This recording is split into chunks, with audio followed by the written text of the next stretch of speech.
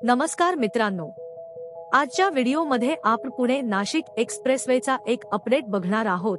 आता या महामार्गावर डबल डेकर पुलासह होणारा 12 पदरी रस्ता हा नेमका कसा होणार आहे, तसेच या एक्सप्रेसवेवर लेन या कशा प्रकारे असणार आहे, हे आज आपण बघणार आहोत। मित्रांनो, व्हिडिओमध्ये पुढे जाण्याआधी आपण जर आपल्या चॅनलवर नवीन असाल तर चॅनलला सबस्क्राइब करायला विसरू नका। या आपल्या चॅनलवर असेच अपडेट येत असतात, तेव्हा चॅनलला नक्की सबस्क्राइब करा। मित्रांनो, पुणे नाशिक महामार्गावर सतत होणाऱ्या वाहतूक कोंडीतून मार्ग काढण्यासाठी केंद्रीय मंत्री नितीन गडकरी यांच्याकडे एलिव्हेटेड कॉरिडॉरची मागणी करण्यात आली होती।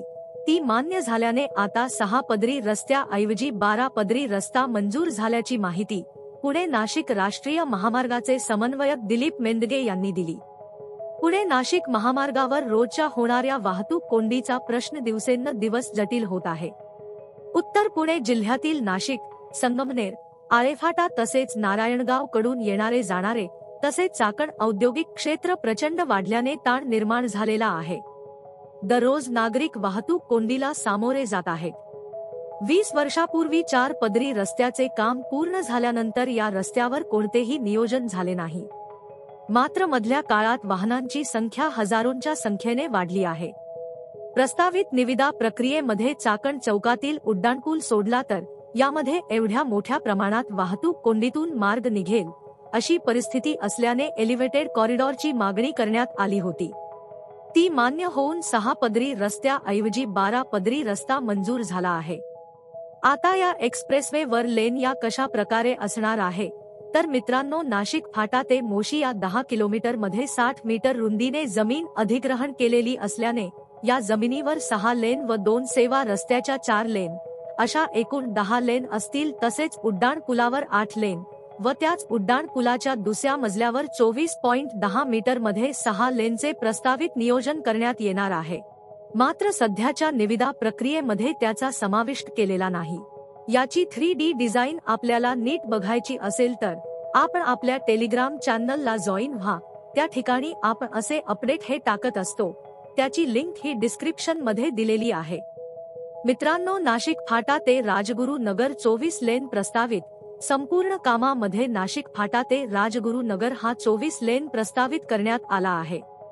त्याचप्रमाणे इंद्रायणी नदी ते राजगुरू नगर या दरम्यानच्या 17 किलोमीटर मध्ये 45 मीटर जमिनीवर 4 लेन आणि 2 सेवा रस्ते व उड्डाण पुलावर 35 मीटर रुंदीमध्ये 8 पदरी रस्त्याची निर्मिती करण्यासाठीचे निश्चित झाले आहे। पुढच्या टप्प्यामध्ये याच पिलरवर 6 लेन रस्ता प्रस्तावित आहे। त्याची रुंदी 24.60 मीटर असून एकूण या रस्त्यावर 22 लेनचा रस्ता उपलब्ध होऊ शकतो। हे महत्त्वाचे बदल करण्याचे आदेश केंद्रीय मंत्री नितीन गडकरी यांनी दिले आहेत। भविष्यातील 50 वर्षांच्या वाहतुकीचे नियोजन यातून करण्याचे निश्चित झाले आहे। जानेवारी 2023 च्या महिना अखेर याची निविदा प्रक्रिया पार पाडली जाईल। EPC पद्धतीने या बांधकामाला 36 महिन्यामध्ये पूर्ण करण्यात येईल। या 27 किलोमीटरसाठी अंदाजे 7,000 कोटी रुपयांचा खर्च येणार आहे। याबाबतची माहिती राष्ट्रीय महामार्गाचे प्रकल्प संचालक संजय कदम यांच्या माध्यमातून महामार्गाचे समन्वयक इंजिनियर दिलीप मेंदगे यांनी दिली। तर मित्रांनो, या व्हिडिओमध्ये एवढेच। व्हिडिओ आवडला असेल तर व्हिडिओला लाईक करा आणि चॅनलला सबस्क्राइब करायला विसरू नका। नक्की सबस्क्राइब करा। आपण परत भेटू एका नवीन अपडेट सोबत एका नवीन व्हिडिओमध्ये। धन्यवाद।